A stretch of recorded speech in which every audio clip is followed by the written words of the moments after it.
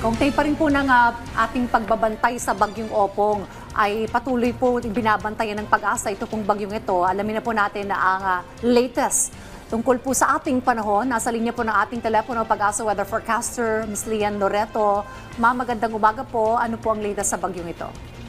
Yes po, magandang umaga po sa ating lahat. Ito nga pong si Opong ay mas minana bilang isang severe tropical storm category at ngayon ay nasa vicinity na po ng Palanas, Masbate. Meron po itong taglay na hangin na aabot sa 110 km per hour at pagbugso na aabot sa 150 km per hour.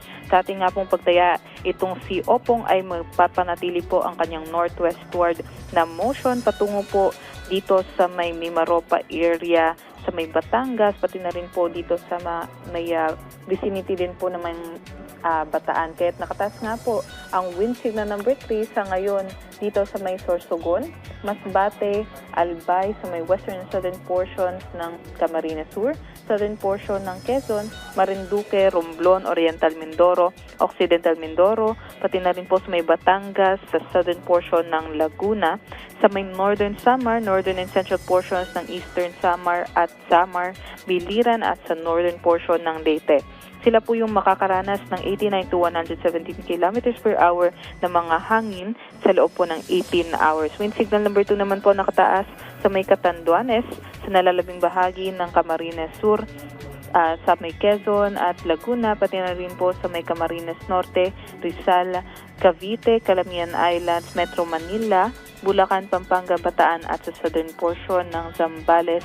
Ang nalalabing bahagi din po ng eastern Samar, Samar at sa may northern central portions ng Leyte at northern portion din po ng Cebu, Capiz, Aklan at sa northwestern portion ng Antique ay makakaranas din po ng 62 to 88 kilometers per hour na mga hangin sa loob naman po ng 24 oras.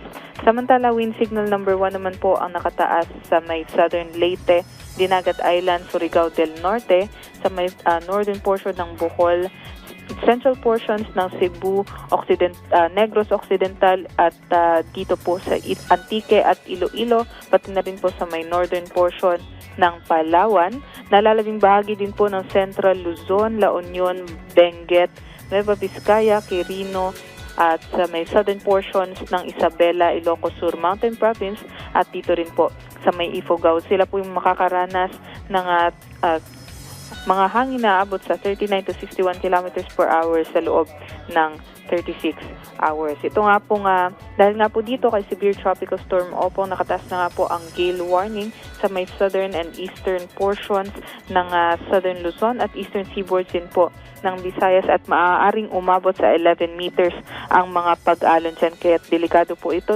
bawal pong maglayag ang ating mga kababayang mandargat.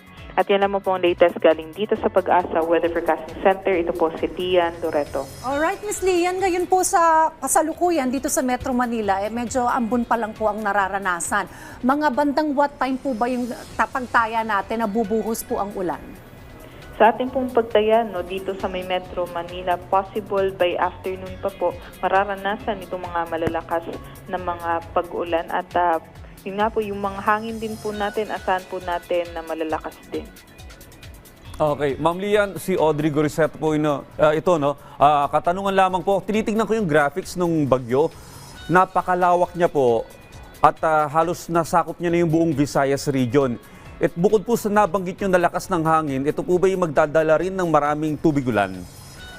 Yes po, ito po si Opong kahit na mas mahina po siya kumpara nung kunwari si Super Typhoon Bagyo ay marami po itong dala na tubig na apektado po yung mga nasa southern na portion po ng bagyo. Specifically po ngayon dito sa may Leyte, sa may northern portion ng Cebu, pati na rin sa may mga northern portions ng western Negros Island region at sa Central Visayas, sila po yung makakaranas ng malalakas na mga pag-ulan ngayon at mamaya nga po ay posible dito na po sa may Mimaropa area at Calabarzon, pati na rin especially dito sa may Occidental Mindoro, posibleng umabot ng more than 200 millimeters na mga pag-ulan itong Severe Tropical Storm Opong. Nag-second landfall po kanina, may aasahan pa po bang panibagong pag-landfall po itong bagyo?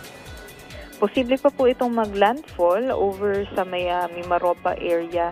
At ngunit ngayon, mag-antabay lamang po tayo sa mga updates galing dito sa Pag-asa. Alright, well on that note, maraming salamat po sa update patungkol po sa ating bagyo. Ms. Lian Loreto mula po sa DOST Pag-asa. Salamat po, Ms. Lian.